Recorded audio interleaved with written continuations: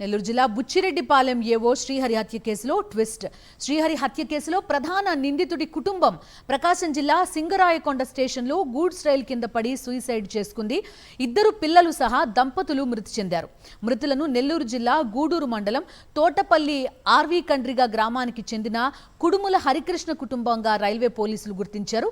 Harikrishna Aadhaar card ఆధారంగా నిర్ధారణకు వచ్చారు. హరికృష్ణతో పాటు ఆయన భార్య, పిల్లలు మృతి చెందినట్టు రైల్వే పోలీసులు తెలిపారు. మరోవైపు ఆత్మహత్యకు ముందు నిందితుడు హరికృష్ణ తీసుకున్న సెల్ఫీ వీడియో బయటకొచ్చింది. తాను ఎవరికీ బాకీ లేనని వీడియోలో చెప్పారు. తన చావుకు ఎవరూ కారణం కాదన్నారు. తన కుటుంబంపై చాలా మంది తప్పుడు ప్రచారం చేశారని ఈ వీడియోలో తెలిపారు. తమకు చాలా ఆస్తులు ఉన్నాయని, తాను ఎవరికీ అన్యాయం చేయలేదన్నారు హరికృష్ణ. ఈ మధ్య ఇల్లు కట్టా,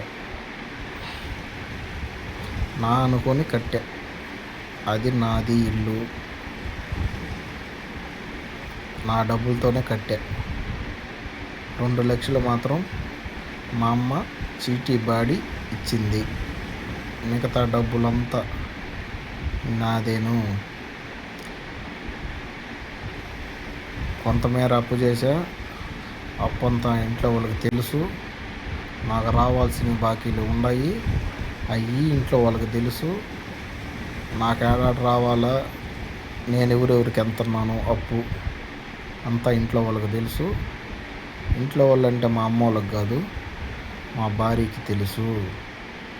కనుక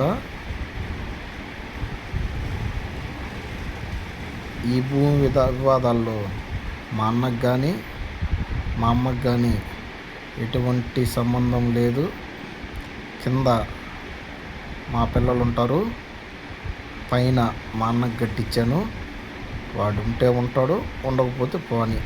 పైన మా అన్న ఉండాలా, ఆ పైన మా అమ్మ ఉంటారు. కింద ఎవరు ఉండేదానికి లేదు. పైన మీరు వెళ్ళండి. కనుక నేను నిర్ణయం ఏంటంటే, నేను ఉండదలుచుకోవాలా, చనిపోదామని నిర్ణయించుకున్నా. రకరకాల పుకార్లు చేశారు నన్ను. కనుక ఎంత సంపాదించి ఏమి ఉపయోగం లేకుండా పోయింది. నా పిల్లల్ని మా భార్య బాగా చూసుకుంటుంది. చదువుకున్న అమ్మాయి, వాళ్ళ భవిష్యత్తు బాగుంటుంది అనుకుంటున్నాను. కనుక నాకు ఈ నిర్ణయం తీసుకోవడం వల్ల నాకు ఎటువంటి ఇబ్బంది లేదు. నేను ఉండదలుచుకోలేదు. నా చావు కారణం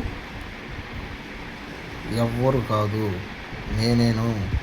నేనట పుకార్లు చేసి వేరే వాళ్ళ పేర్లు చెప్పి చనిపోయేంత దౌర్భాగ్యం కానీ అటువంటి బతుకు నేను బతకను. నాకు జరిగిన అవమానాలు బాగా జరిగాయి. కనుక ఉన్నా ఒకటే పోయినా ఒకటే అనుకొని నేను ఈ నిర్ణయం తీసుకున్నాను. మరిన్ని అప్డేట్స్ కోసం ఛానల్ను సబ్స్క్రైబ్ చేయండి. నోటిఫికేషన్స్ కోసం బెల్ ఐకాన్ పై క్లిక్ చేయండి.